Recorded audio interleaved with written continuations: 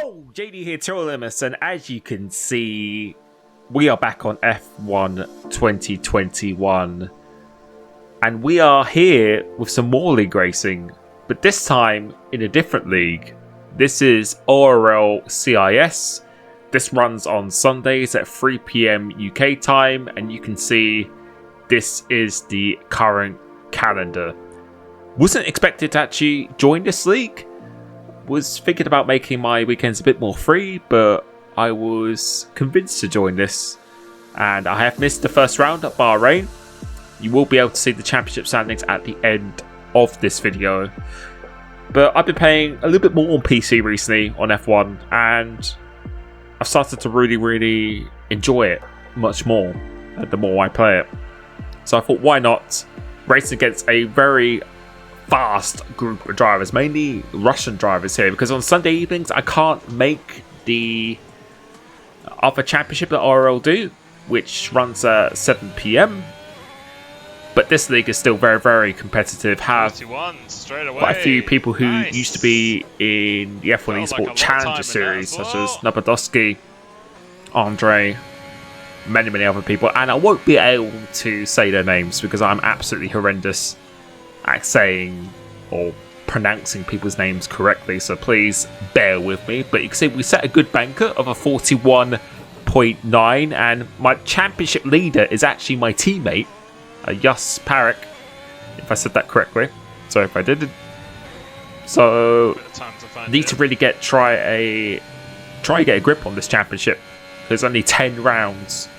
Round 2 here with 0 points, and you can see we invalidated our second lap, but we're just going to continue. And this is something I do advise people as well, is that even if you make a mistake when a validation, even if you plan to pit at the end of a lap, just keep going as hard as you can, just to see how fast you could have gone. And you can see here, doing the purple sector 2, and almost 2.5 tenths up, which would put us to a low 0.7, which I was quite surprised with, because as I said at the start of this video, this was a little bit late notice. I wasn't planning on even racing a day before this, and yeah, the pace I was actually quite surprised with. I was very happy with this pace, doing the 41s. I think Esports Pole was a 41.1, but you know, those guys are absolute aliens, and the build has been rumored to be slightly faster on the build that they are playing on, especially since they can use a little bit less fuel if you watch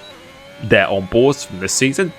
But you can see here now we're going to start our final lap, and I knew there was definitely more time in this, because the invalidation I did on the lap before wasn't a horrendous one, and I felt there was still a little bit more time in some of the corners. But going through this first sector, I need one braking point really, and turn 1 I always seem to have a bit of a hit and miss with. It's either sometimes good, sometimes very poor. This time it wasn't particularly great. Going through the first sector against Andre, we're over 1.5 tenths down, so a lot of time to find here. But do we get the validation this time? The answer is no, and we are about just to go green in our delta, so that is quite comforting. Going through this corner, absolutely love this corner. I know a lot of people don't, but for me it just feels so nice when you get it right. Going into P1 here, we're going to be doing just a slight lift and a brake as well, but managed to go through that actually quite nicely. Going through into this right left, I want to take a nice late apex going through it here, get the car straight, then turning it, try and go on this curb as much as you dare, and we managed to do that quite nicely. A nice early apex, get on the throttle as early as you can, and it's a middle or purple middle sector, 2.5 tenths up as Timur does a 141.9, but we are on track to do a 0.7, which honestly I was really happy with. I did, I think, about 2 qualifying sessions before this. That's all I did, so I didn't really have time to prepare that much with the SERP or get used to the track. So I was really happy with this pace out of the box, and coming across the line, it's a 41.721, and I was incredibly satisfied with that. Almost 2 tenths clear on pole. People like Andre, Napadowski, and a couple of others who have been in the esports challengers before. So this is definitely not a poor grid. I would suggest you try and do 41 consistently. It's not an easy thing to do, despite people doing low 41s in esports, which again, they are just absolute aliens. But we're on pole for Spa. And normally I don't really get pole position, but this track is probably not a great place to be on pole position. So, yeah, it's still great to have no one in front of me, but we are going to be under a little bit of threat on this first lap. So, sky's a bit grey, but it says that there shouldn't be any rain coming in this race. So, top 10 on softs here. So, let's see what we can do. So, now we've got 3 lights, 4 lights, 5 lights here. Waiting for him to go out, and do we get a good start? A pretty good reaction time. Teamworld's got a pretty good start himself. Going through into here, just making sure doesn't try and go around the outside here, and no dramas going into the turn 1. But I really wanted to try and see, because normally the race pace is stronger than the qualifying pace. Wanted to see if I could maybe actually break this Pax DRS in the first few laps. So I wanted to stay in the lead of this race, so we're being very, very defensive here and just going to squeeze him out, just to try and deter him going around the outside, and we managed to do that. As sorry about that, that is absolutely horrifying to see. Don't know why it's coming up twice as well, but we will be changing that in for the next stream. But coming through into here, we're going to show you a lot of raw footage of this race, which people seem to enjoy. But also I feel it's one of the best ways to learn is to watch someone's full race as much as possible. So you will be seeing quite a few laps in succession here. Coming through into this. So we're not going to be pushing too hard on this first lap, but maybe on lap 2, that's where we'll test the water to see how much pace we actually have in the race. And the setup I'm using here felt very, very nice. It was actually supplied to me by a good friend of mine. But it was a bit different to the setups I typically use, and it felt great in qualifying, but in the race it just felt very understeery, which did catch me off guard a little bit. As Jeff is saying, the weather's looking good, so I don't think it's going to be scheduling to rain at all in this race. So that's not something we really have to worry about. So now we're going to push a bit harder on this second lap, just to see if there is any potential to break out of this DRS zone. So we're going to keep our ERS back here. He's already too close, and maybe not. Maybe I'm just talking absolute rubbish, because it looks like I'm not actually going to be pushing with the DRS. It's always amazing when you actually watch back your footage. Your thought process definitely changes quite a lot, and looks like he was in a bit of a hurry to go past me, so I don't think I'm going to fight this particularly too hard, and I'm just going to let him. And you can just hear me say, if he wants it so badly, we're just going to let him go ahead, as the safety car has now, or the virtual safety car has now come out already on lap 2. So we're just going to skip ahead until this virtual safety car decides to finish, which it is right about now. And I guess my thought process here is just that since he was so close to me, I'm just going to let him use his ERS. See, we've got back to 100% ERS ourselves. And you can see going through corners such as this, we're getting just a little bit too much understeer for my liking. So definitely could have tweaked something a bit more for the race. But the goal here now is just to stay behind and re-overtake him with the DRS, and maybe use the DRS to give myself enough of a gap in that first sector to put away for the rest of it, as the Red Bulls decided to go down the inside there, which I wasn't expecting him to do. But luckily, he hasn't really come off that too bad. He's only lost 1 position to Andre. But maybe he just outbroke himself, or maybe he was being overtaken himself. Kind of saw that at the last minute. But we can see here now, this guy's trying to build a bit of a gap, so it looks like he's quite comfortable using his battery power. Coming through here, this is where we have the detection point, and I guess my thought process here was that I saw this as the opportunity to break out of the DRS, but he did use quite a lot of it to maybe defend this position. So maybe in the last sector I could hope that he maybe runs out for the deployment, as we have another horrifying thing. And thank you so much for the support on the channel, people joining the YouTube membership as well. If you did, by clicking that join button, you will have access to this setup that I am running here as well. along with many other benefits. But you can see we're now really trying to start to push, get our first invalidation as well. So the gap is about half a second. Let's see if we can push that a bit more coming towards the end of this lap. Navigating this quite nicely. Gap is now up to 0.6 of a second, but you can see again, just that understeer, just not biting into the corner like I would like to do. But then the virtual safety car comes out again. So 3 laps, 2 virtual safety cars. Let's go skip forward here.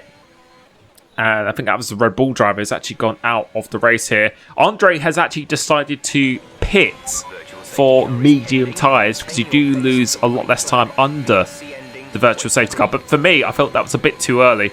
Even if he came out 5-6 seconds ahead, I think the freshness of my mediums at the end of the race would actually be quite comfortable to close in on that gap. So we're going to try again in breaking this DRS. But you can see he already had the DRS going down this main straight. But I know for this middle sector, we were quite strong. I think in the qualifying, that was where the majority of the time was. It was in the middle sector. So really go push as hard as possible now. And now, if we can win this race, we bring ourselves right back into this championship despite missing round 1 as well. So really go push as hard as possible through here. But we do have the one warning that we do have to be careful about. So the gap is about 0.7 of a second. Let's see what we can do going through into this last sector, hitting this curb quite nicely. And the gap is still about 0.7 of a second. Really trying to hustle the car as much as possible. Going through it here. The gap is now 0.8 of a second. So now we're using the battery here. Does he have a faster car in a straight line? And it kind of looked like he does. Because you can see by the delta, we're not pulling away really that much in a straight line at all. He's decided to stop it here because the detection point is coming up right about now. And he has done enough to stay in. So that was our first attempt to break this DRS. And we weren't successful on that occasion. But we do set the fast lap of the race of a 26.7. But there might be another opportunity. But just going through this turn 1, we just don't get the speed we have going through there at all. And Napadowski is now in P3. So the good thing is we have 2 Mercedes drivers behind us. One of them is going to have to pit later than the other and be slightly compromised. You can see where is it too bad, as Alexander does a 46.4. But we did have the virtual safety car to contend with. So as we're coming towards the end of the next lap, the gap is still about 0.7. So I felt the pace was definitely stronger. We just don't want to risk too much of the battery to break out the DRS, because Napadowski is probably going to overtake his teammate, and then he's going to get back in my DRS anyway. So can't afford to be risking it all at this stage. I wanted to use a bit, but be careful as well. You can see they're comfortably within my DRS zone. So we're just going to try and drive as efficiently as possible now. Looks like Timo wants to overtake once again. So go push a little bit just so I don't get overtaken by both cars. But we're going to probably just go let this Mercedes guy go and then sit behind him and then recoup a bit of the battery. So you can see we're not really defending at all at this stage, and it's going to be a nice comfortable overtake for him. So we're just going to slot behind, just recoup a little bit more of that battery once again, and let's see what the dirty air is like now, because I felt I was definitely had a little bit more downforce than some of these guys. So I'm going to try and go as far as I can into this race, and Andrei Markov has actually retired. And what has that done? That has brought out the full safety car. So now we're going to have to pit. And Napadowski is actually going to be compromised quite heavily since he is in the same team as the race leader. So coming through into here, we're going to put on the set of medium. So we're going to have about 3 to 4 laps fresher tyres than the other Andre, who decided to pit under the virtual safety car at the beginning of the race. So coming into here, we're going to choose the medium tyres, and you'll be able to see my teammate has actually continued because he started on the medium tyres himself. And what position are we going to come out in? I think it might be P4, which is not a bad place to be. And Andre, because of that safety car, he's behind us and he's on older tyres. So that is good news for me, because I think he's one of the main contenders for pace in this race. As we skip on another lap, and the Ferrari driver is actually pitted from the soft, so he's going to lose his positions. So now we're up into P3 with my teammate who is yet to pit. Still hasn't pitted yet. And he is the championship leader of this series. So waiting for the safety car to come in now. Trying to be as nice and close as possible. But see my tyres, since I was just getting so much understeer, they were just really, really struggling to heat up as well. I was really having a big issue with that. So coming through into here, turns in fine, but you'll see as we go through Radalon and El Rouge, we just didn't have the confidence to take it flat out. So coming through to here, turning in my normal point, but just the understeer, you can see we have quite a bit of understeer, which means Andre is going to get a very, very good run on us, and we're just going to use the slipstream of the Mercedes driver as a way of defense here. And can we outbreak around the outside? So he tries to go down the inside. It's crucial that he actually makes his overtake. Otherwise, it's probably going to be very hard to overtake me, leaving some room on the inside, but living to fight another day. And that could have really made my race go from good to bad very, very quickly. But as we come towards the end of the lap, my teammate, he's been on these tyres for 10 laps, so we should be much, much faster at this stage. You can see the Mercedes driver is actually going for a move down the inside here, which is interesting. But then my teammate tries to get the switch back on him, so he's going to tuck in into his slipstream. Now let's see what is going to happen here. So I don't think DRS has been enabled just yet, as the answer is no, so it hasn't. So it takes about 3 laps to do it. My teammate is going to go side by side, so getting quite feisty, despite him being on a completely different strategy at this stage of the race. But the Mercedes driver just going to go around the outside, going side by side into here. So really getting our elbows out. My teammate pushes him out wide a little bit. We see us an opportunity to go down the inside, which we do. And then going through into here, my teammate actually decides to let me go as well. So really, really nice team play there. But at the exit, they both crash into the wall. And what on earth has happened here? And we are about to see that. So thank you very much to Yus Calcify for supplying this footage. So you can see what he was trying to do here is he's really trying to help me out to break out the DRS. So kind of blocks off the Mercedes, but then lets me through. So very delayed on the throttle, lets me go. So absolute legend for doing that. But then on the exit, gets caught together with the Mercedes. I don't quite know whose fault that was. I think it's a little bit more of a racing incident, in my opinion. But yeah, what a legend for doing that, because that has really, really helped me. And Andre has 3 or 4 lap older tyres than me. So if I can break out of his DRS zone, then I think we definitely have the pace to take this to the flag. So that's exactly what I'm going to do here. I'm going to try and push as hard as possible now. So you can see using the overtake button. I think we're going to stay aboard for quite a few laps here, because this is quite an important part of the race. So coming through it here, the gap is about 8 tenths of a second, and I think the detection is going to be enabled. I think maybe next lap or so. So the gap is about 8 tenths of a second. Coming through into here, we set a 45.7, but the DRS has been enabled, so it looks like he is going to be close enough. But I knew this is probably one of my last chances to break this DRS if I can. So the gap is 9 tenths. He's definitely going to have DRS because the detection point is just before here. But I wanted to keep pushing on this lap, so we're taking a bit of a gamble on this one, because I wanted to see if he would maybe save his DRS down the straight. And the gap is going to be just under 7 tenths, so we can pull away this 3 tenths in the middle sector. Then we have a great, great chance, especially with these fresher tyres as well. So the gap is now almost up to 8 tenths of a second. Once again, doing this corner very, very nicely.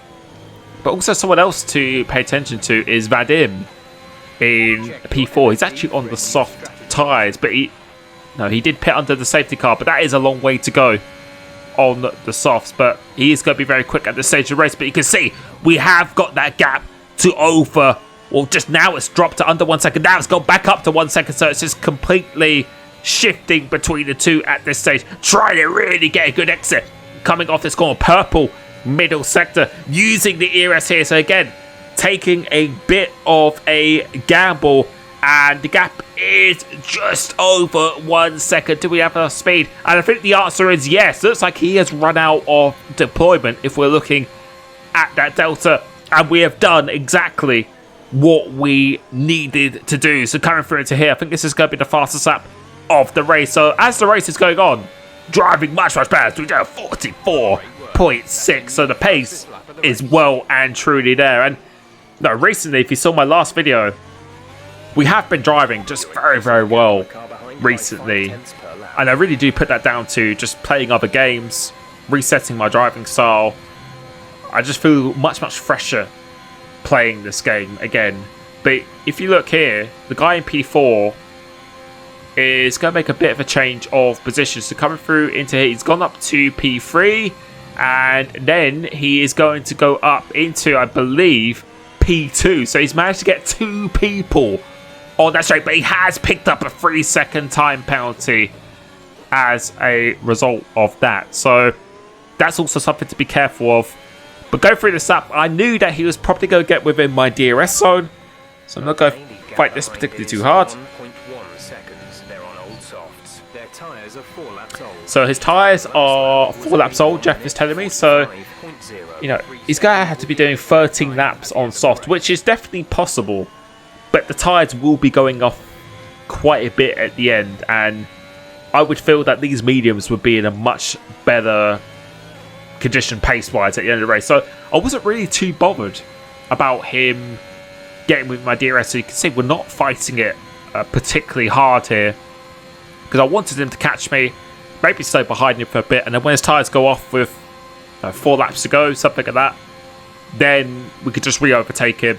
And he's already got the 3-second time penalty as well, so not really too much to worry about. So no, he's got back within the DRS, so we were already quite low on the battery, so this is a chance to kind of recoup that, as he does a 44.4 himself.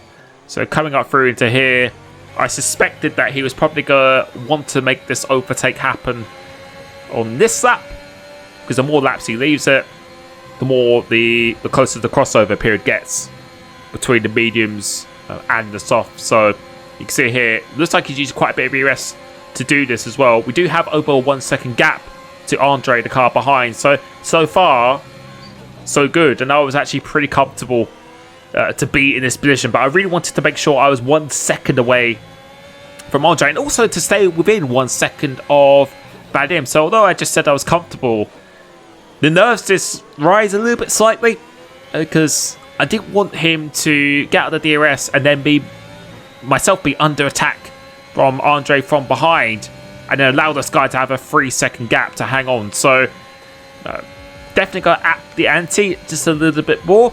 So coming through into here, we take this quite nicely, but coming through into this curb, we have absolutely lost the car, and that is how quickly a great race can be over. And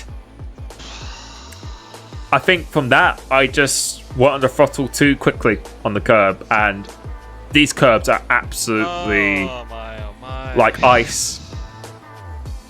That's how quickly things can change, and you just got to take up the chin, learn from it, and yeah, move on. And we're about to see a better angle of this from Andre himself, so make sure you check out his channel in the description. And yeah, you probably really enjoyed seeing that on there. And yeah, that was a tough one to take. But we did stay to the end of the race to watch the race, to get the final results. Andre taking the win. And yeah, that's a lesson that you need to have. But overall, I thought we drove really well. But yeah, those things happen, and you just have to learn from them. So this is the championship standings. You can see, I'm not even going to go and try and pronounce the name. So at 37 points for lead up, we're still on 0 points. We've got Zandvoort this week, so please join me at 3 PM UK time on Sunday. Hope you enjoyed this one, and I will catch you very, very soon. Peace.